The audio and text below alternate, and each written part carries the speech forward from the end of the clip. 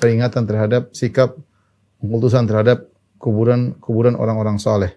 Sehingga kuburan-kuburan tersebut bisa diibadahi menjadi berhala. Sudah kita jelaskan pada pertemuan sebelumnya bahwasanya Rasulullah SAW memperingatkan bahkan di penghujung hayatnya tentang bahayanya mengkultuskan orang-orang saleh, mengkultuskan kuburan-kuburannya.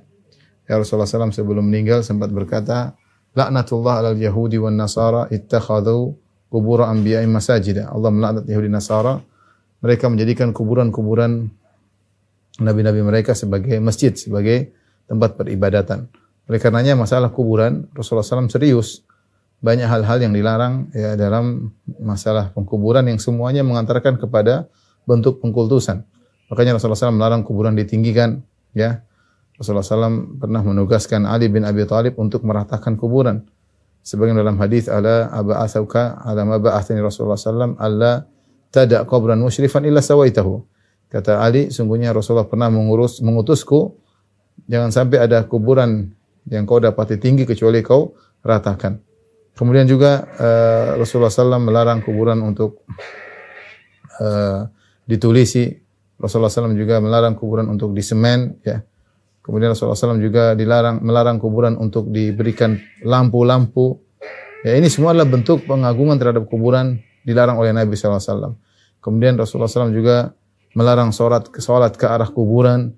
Rasulullah SAW juga melarang salat di kuburan. Ya, ini semua penegasan dari Nabi SAW agar kuburan tidak diibadahi. Ya, namun sebagaimana dijelaskan oleh Ibnu Qayyim rahimahullahu taala, seluruh larangan Nabi SAW dilanggar oleh sebagian kaum muslimin. Sebagian kaum muslimin menganggap tidak ada namanya penyembahan terhadap penghuni kubur.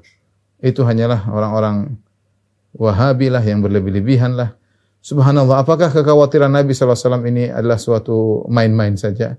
Ketika Rasulullah SAW khawatir, Rasulullah melarang, ini semua hanya omong kosong dari Nabi SAW.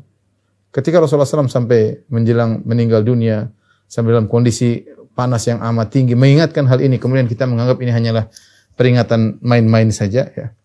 Ya. Tentunya ketika Rasulullah SAW mengkhawatirkan ini semua, ini menunjukkan bahwasanya apa yang dikhawatirkan bisa saja terjadi kalau kita tidak waspada ya.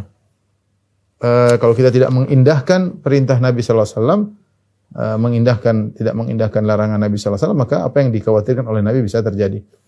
Di sini Al-Imam Syekh Muhammad bin Abdul Wahhab membawakan beberapa dalil yang menjelaskan bahwasanya pengkultusan terhadap kuburan orang saleh itu lama-lama bisa menjadikan kuburan-kuburan tersebut sebagai berhala yang disembah.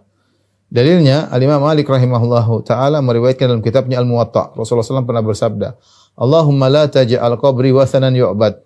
Kata Nabi sallallahu alaihi wasallam, "Ya Allah, janganlah kau jadikan kuburanku sebagai berhala yang disembah." Ya. Allahumma la taj'al qabri wathanan yu'bad. Ya Allah, jangan kau jadikan kuburanku sebagai berhala yang disembah. Kemudian Rasulullah SAW bersabda, "Ishtadda ghadabullahi ala qaumin ittakhadhu qubur anbiya'ihim masajida." Allah telah memurka, sungguh besar kemurkaan Allah terhadap kaum yang mereka menjadikan kuburan nabi-nabi mereka sebagai masjid. Baik, ini dalil yang pertama. Di sini disebutkan 3 dalil. Dalil yang kedua nanti akan kita jelaskan setelah ini. Diriwayatkan dari Ibnu Jarir dengan sanadnya dari Sufyan, dari Mansur, dari Mujahid berkaitan dengan firman Allah, "Afara'aitumul Lata wal Uzza" dalam surat An-Najm ayat 19. Allah berfirman, "Afara'aitumul Lata wal Uzza", jelaskan kepadaku wahai kaum musyrikin tentang berhala yang kalian anggap sebagai anak perempuan Allah. Jelaskan kepadaku tentang berhala yang kalian sembah, yaitu Al-Lata dan Al-Uzza.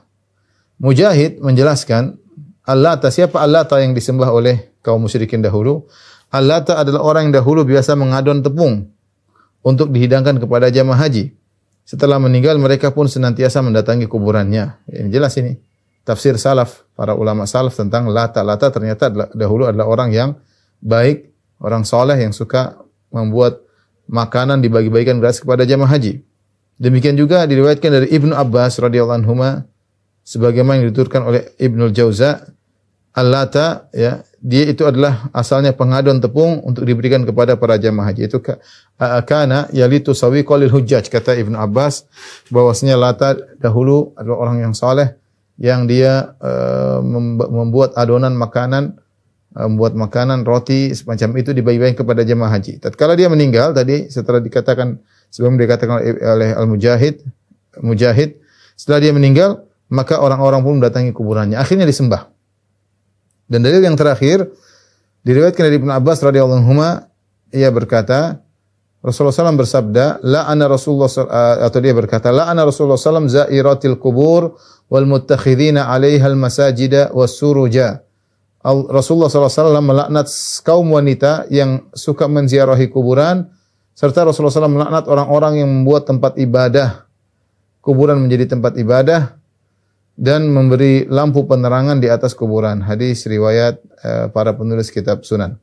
Inilah 3 dalil yang dibawakan oleh Syekh Muhammad Abdul Wahhab rahimahullahu taala untuk menjelaskan bahwasanya kuburan itu bisa saja menjadi berhala yang disembah, yang disembah ya.